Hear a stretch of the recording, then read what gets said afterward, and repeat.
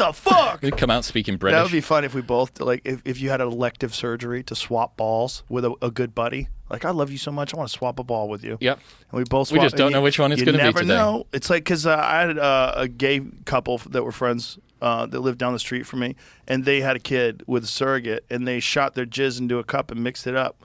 So they didn't know who's going to be the one who has the kid. Oh, wow. Yeah. 2 men, 1 cup. They had to do it twice, too, because the first time the lady kept the kid. They What? paid her. They did the whole thing. At the end of it, she decided she wanted to keep the baby. Dude, the ethics of surrogacy are really interesting. It's weird.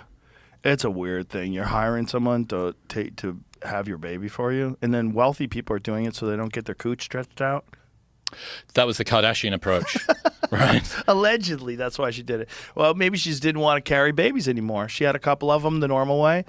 And then, but it's like so much of what the child experiences in the womb, it like leads to this, I would imagine, this bonding thing with the woman.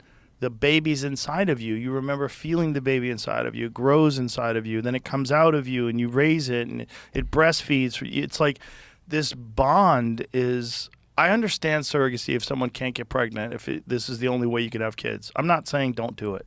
But I'm saying it's fucking strange because this other person is whatever anxiety they have, fear, their cortisol levels, if they have domestic abuse in their house, like all that information is being transferred to the child. Pregnancy doesn't just make a kid, it also makes a mother. Yeah. And it's dangerous. I'm so conflicted. I mean, test tube babies. What happens if we can just create artificial wombs? You know, it's something that's weird. I know that people don't choose to be born, but somebody chooses whether or not these 2 sets of DNA are going to come together.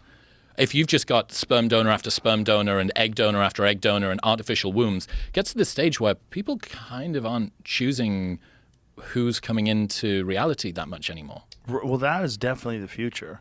I mean, look at plummeting sperm counts. Look at rising miscarriage rates.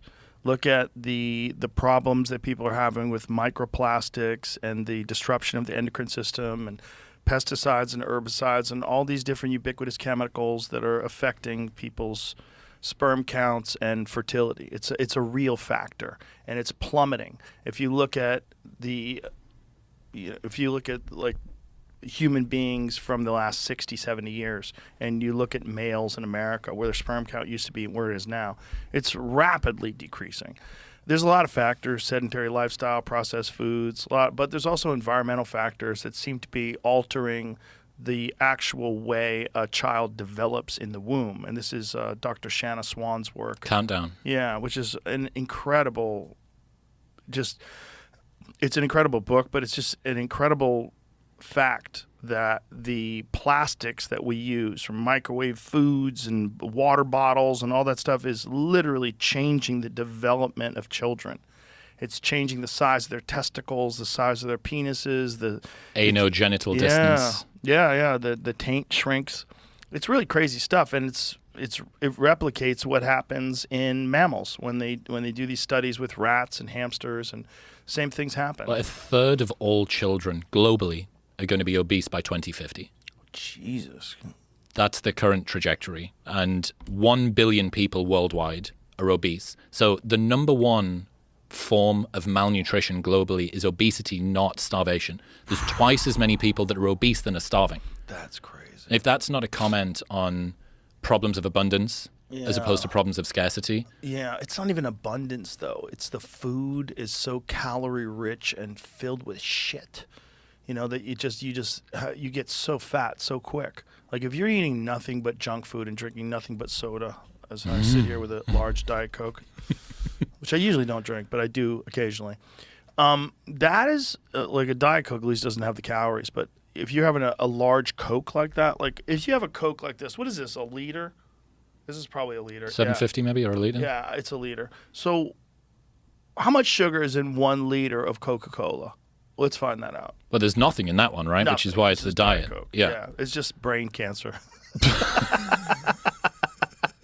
Donald Rumsfeld approved brain cancer. 94.7 grams of sugar in That is LSD. so much sugar. 94.7 grams. And people polish these things off every day. Someone's polishing off a 2-liter of Mountain Dew listening to this as we speak.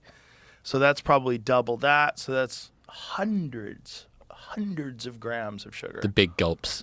Oh. Yeah, the average American is fatter than the average American pig now. It's true. It's true. Average American man, 28% body fat. Average American woman, 40% body fat. Average American pig, 15 to 25% body fat. Oh, my God. Yep. I would have thought it would be higher than 28%. I think we're doing pretty good. For guys? Yeah. Yeah. Well, I guess it's offset by like Brian Johnson and all of the Ozempic people that are just like, Shredded folks. super shredded. Yeah, exactly. And then there was that other thing about you talking about kids, that some huge percentage of 18 to 24-year-olds couldn't join the military. Yeah. Like 70% because of mental health or obesity or drug use or something. And half of them had 2 or more of these excuses for why you couldn't do it. And I think if you track over time the amount of military service that people have had, so much less. Now. Yeah. It's so much less. And I wonder how many of the issues that we're seeing, even women being attracted to guys, I think that what you want to do as a guy is try and signal, the same as going to the gym, reliable, orderly, conscientious, I can be on time, I can do hard things. Yeah. This is one of the proposed explanations for the baby boom, was that a lot of men that did come back from war were signaling their eligibility, signaling how reliable they could be, and it made it easier for women to be attracted in that way. That makes sense. I mean, imagine a woman, you're going to get pregnant, and so you're going to be, you could work for a little while, but towards the end you're not going to be able to work. And then after the child, it's going to be very difficult to work. So you're reliant on this other person that, like, how well do you know this person? Did you do that 10-day vacation in Jamaica with that guy? Did you drive from Yeah. Montego Bay to Kingston twice in bad traffic? Do you know what happens when he makes mistakes? Does he blame other people, or does he apologize? Like, who is he? You know, because all that shit's going to come up when you get 4 hours sleep because the baby's crying, and then, you know, maybe he doesn't like his job anymore. He wants to quit. And you're like, you can't quit, motherfucker. You have You're to in this. feed us. Yeah. You have to take care of a family now. You're not going to just quit. What are you talking about? You don't like your job? Show up. And I can't imagine relying on another person like that. I mean, this is why women are so picky. Like, when you see that 80% of the women are attracted to 20% of the men, and that's what that is. What did you expect? What did you expect? It's hard to have your shit together. It's hard to be kicking ass in this fucking complicated, bizarre world that we live in. It's hard. So for a woman, of course, they're going to grab, what about personality? Yeah, you're a fucking lazy bitch. That's part of your personality. Part of the reason why you're not successful at 40 years of age has to be you. Has to be. Some of it has to be.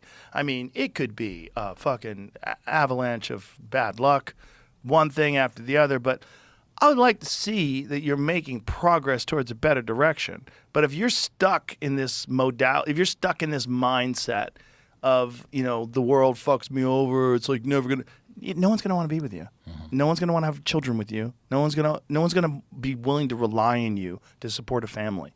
Like, you have to get your shit together, and you have to also be attractive, which is just dumb luck. Like, you have the dumb luck of genetics. You got a good face. Ooh. You know, you got a good body. A lot of that's genetics too. You know, like, what they like and what they don't like is mostly about breeding. Mm. It's mostly about, is this person reliable to breed with? It's interesting to think about you mentioned earlier on about going to the gym is right wing and liking fast cars is right wing and all the rest of it.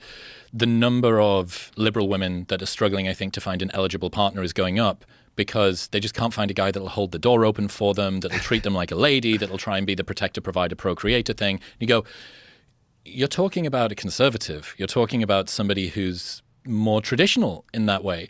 And I get worried, you know, I sort of talk a lot about this stuff on the show, and I get worried about not helping men to improve in this sort of zero-sum view of empathy, that if you give some attention to men and the way that they're struggling, that it takes it away from some other more deserving group. So a lot of the time, if someone's falling behind, 50 years ago, Title IX gets introduced, right, for women. There's not enough women in higher education. There's not enough women expediting them through socioeconomic status. 50 years later, they've blown the fucking roof off the glass ceiling. It doesn't exist. 2 women for every 1 man completing a 4-year US college degree by 2030. Women earn way more than men do in their 20s. Way more. And now, it's going to be difficult for you to find an eligible partner as you begin to climb up your own socioeconomic ladder. As you get higher and higher up, you look across and there are fewer and fewer men over there.